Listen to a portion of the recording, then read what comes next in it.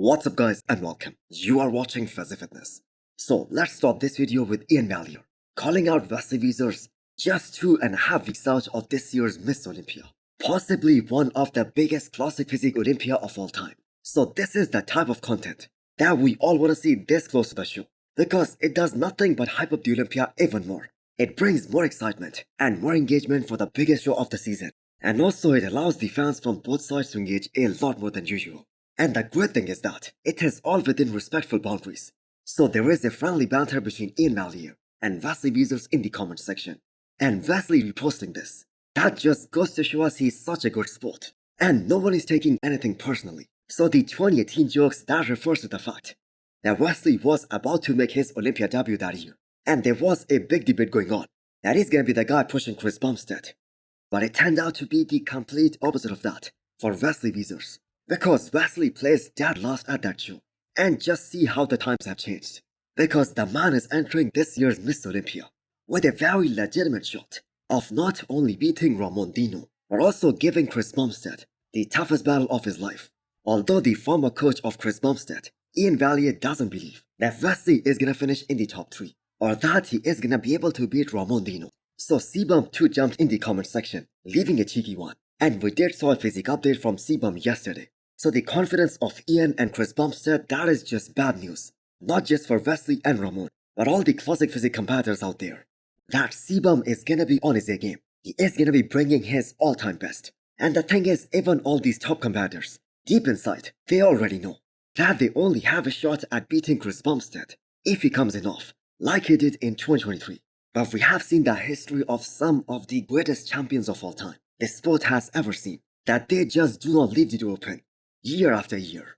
So Cbum was so determined to make this year as the best year of his entire professional career. And this prep has cruised extremely well for him so far. So if you guys really wanna see how dominant Cbum is on the stage, then just take a look at his 2022 performance. It was just game over when he first came out on the stage and he hit his mandatories. And it was just over right there and then. And the champ has same mentality this time as well. But on the other hand, Wesley and Ramon, they are absolutely determined to give Chris Bumstead the biggest fight of his life. So Ian Valier, he has Ramon beating Wesley, especially if they're both at their 100%, if they're both at their best. But considering the fact that Ramon has zero room to get bigger, he has no room for growth, it will be extremely damn hard for him to beat Chris Bumstead. But on the flip side, Wesley has a better shot because he had roughly 5 more pounds of room to get bigger after this year's Arnold. And so far it seems like he has utilized all those extra pounds to his maximum advantage. Because we just saw Wesley guest posing yesterday and he has improved everywhere. So do let me know, what are your predictions? Which one of these amazing athletes will challenge Chris Bumstead at the Olympia this year? Next up is the update of Andrew Jacked and his trainer Chris Lewis, aka Psycho Fitness. So I have to say, Psycho Fitness is just so underrated, man.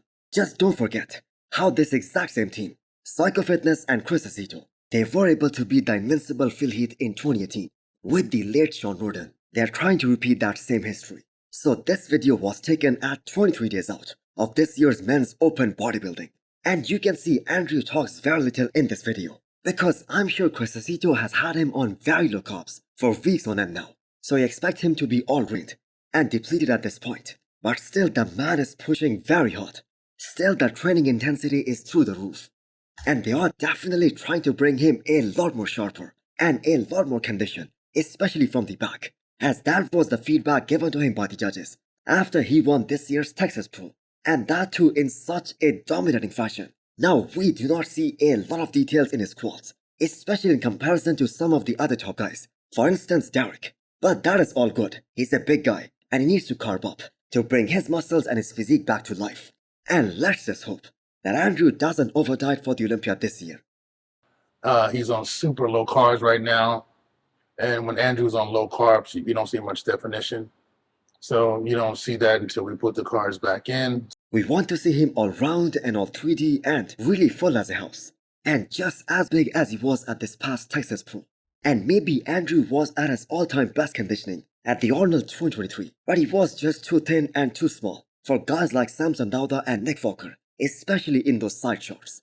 So the Texas 2024 look, That was a near perfect bodybuilder, and that too from every angle. He was so aesthetic, and he looked like a Greek god. So the question right now is that, can he be better than that? Well, only 2.5 weeks to find out.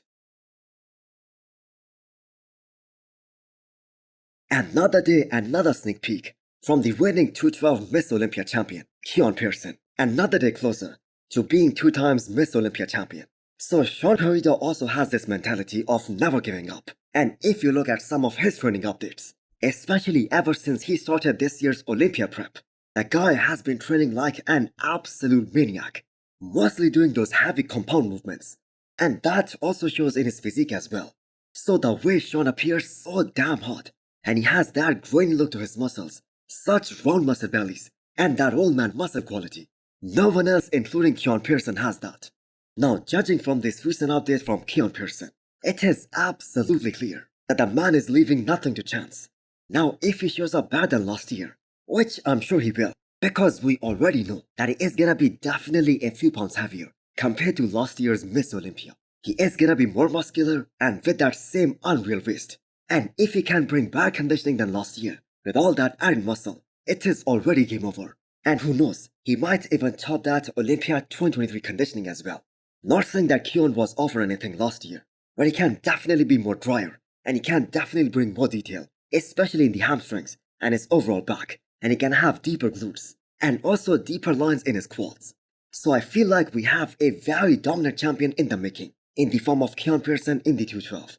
So he is gonna be somewhere between 205 or 204 pounds on the stage.